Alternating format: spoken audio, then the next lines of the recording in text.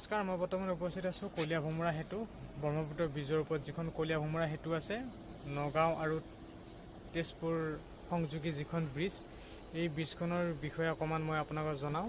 আপোনালোকে জানেনে বাৰু এই কলীয়া ভোমোৰা সেতু নামটো কেনেকৈ হ'ল? 1775 চনত যেতিয়া হৰদত্ত বীৰদত্তই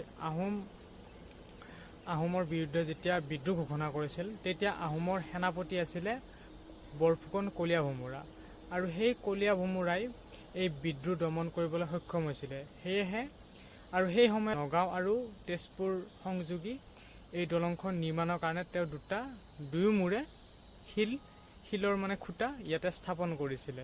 1978ত প্ৰধানমন্ত্ৰী মোৰাৰজী দেশায়ে তেওঁৰ নামেৰে এই দলংখনৰ আধাৰশিলা স্থাপন কৰে। 1987ত প্ৰধানমন্ত্ৰী ৰাজীৱ গান্ধীয়ে এই দলংখন কলীয়া ভোমোৰা সেতু নামেৰে উদ্বোধন কৰে। এই দলংখনৰ দৈৰ্ঘ্য প্ৰায় 3.3 কিলোমিটাৰ।